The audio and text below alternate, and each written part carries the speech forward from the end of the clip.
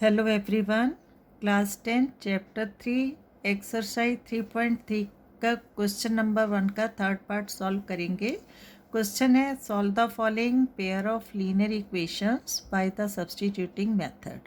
3x minus y is equal to 3, 9x minus 3y is equal to 9। इस question में pair of linear equations को substituting method से solve करना है और x और y की वैल्यूज़ फाइंड आउट करनी है। ठीक है, इसमें देखो 3x minus y is equal to 3 equation number 1 and 9x minus 3y is equal to 9 equation number 2। Substituting method में क्या है कि दोनों इक्वेशंस में से किसी भी एक इक्वेशन में से x या y की वैल्यू हमने लेनी है और उसको इक्वेशन नंबर 2 में पुट अप करना है। अगर हम इक्वेशन नंबर 2 में से x या y की वैल्यू लेते हैं तो उसको इक्वेशन नंबर 1 में पुट अप करते हैं। ठीक है, तो यहाँ हम इक्वेशन 1 से वैल्यू लेंगे। ठीक है, फ्रॉम इक्वेशन 1। इक्वेशन 1 क्या है? 3x minus y is equal to 3। अब देखो, यहाँ हमने एक वेरिएबल को एक साइड रखना है और बाकी नंबर्स को, दो टर्म्स को सेकंड साइड।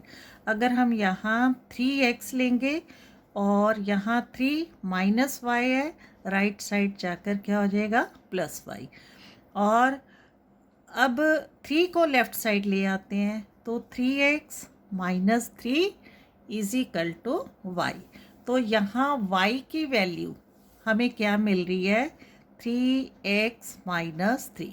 और इस वैल्यू को इक्वेशन नंबर 2 में पुट अप करेंगे। ठीक है, तो लिखेंगे substituting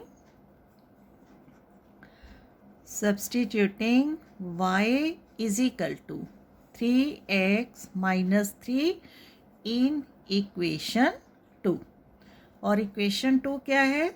9x minus 3y is equal to 9, 9x minus 3 और y की वैल्यू क्या है? 3x minus 3। तो जहाँ y है वहाँ लिखेंगे 3x minus 3 is equal to 9। Right, अब इसको हमने सॉल्व करना है। 9x minus 3 3 the 9x minus minus plus 3 3 the 9 is equal to 9। अब देखो, plus 9x minus 9x cancel out हो जाएगा और यहाँ 9 इज इक्वल टू 9। अब देखो क्या है? 9 इज इक्वल टू 9, कोई वेरिएबल नहीं है हमारे पास, न x की वैल्यू आ रही है ना y की वैल्यू आ रही है, क्योंकि यहाँ तो x था, x की वैल्यू आ ही नहीं रही है। तो इस कंडीशन में अगर हम y को लेकर चलते तो भी ऐसा ही आना था। और इस कंडीशन में क्या होता है? जब LHS is equal to RHS होता है तो given pair of linear equations के इनफाइनाइट नंबर ऑफ सॉल्यूशन होते हैं और स्पेसिफिकली हम x और y की कोई वैल्यू फाइंड आउट नहीं कर सकते। और बस इसी स्टेटमेंट को हमने लिखकर यहाँ आंसर देना है। LHS is equal to RHS, therefore the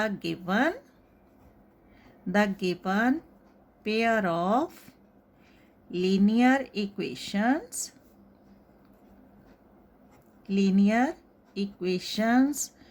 have infinite number of solutions and we do not find any specific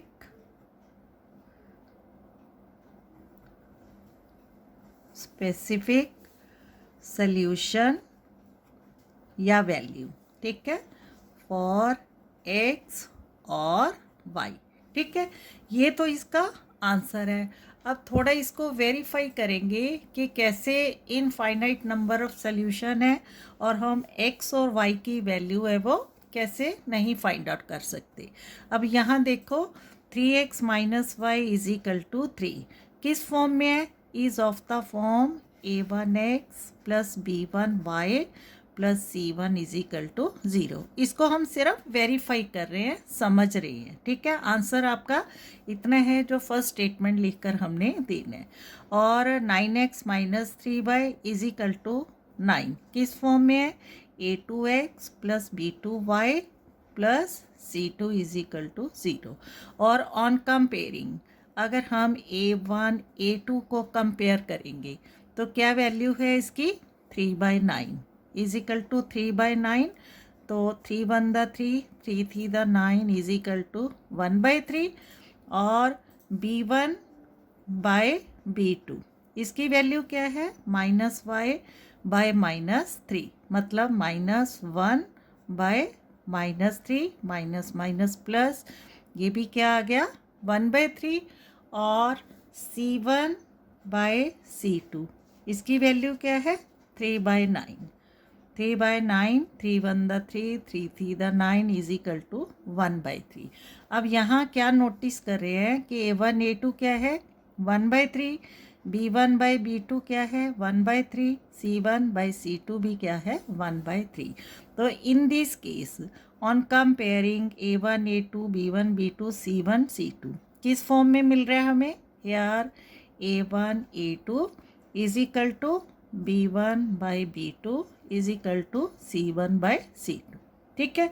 तो इस कंडीशन में पेयर ऑफ लीनियर इक्वेशंस क्या होता है? कंसिस्टेंट होता है, ठीक है। और क्या होता है? Infinite number of solutions, infinite number of solutions, ठीक है। इस केस में अगर हम x या y की वैल्यू लेंगे, यहाँ देखो x और y की वैल्यू कुछ भी लेंगे, ठीक है, तो दोनों इक्वेशंस को देनी है। अगर x की वैल्यू 1 लेते हैं, ठीक है, या 2 लेते हैं, 3 2 द 6 9 2 द 18 तो भी 6/18 क्या हो जाएगा? 1/3। और 2y minus 6y minus minus plus होके तो भी क्या आ जाएगा? 1/3। अगर यहाँ तो 3/9 है ही सही, 1/3, ठीक है। तो इस तरह से बस इसका आंसर आपको ये स्टेटमेंट लिखकर देना है। The given pair of linear equations have infinite number of solutions and we do not find any specific solution for x or y, right? Okay, thank you.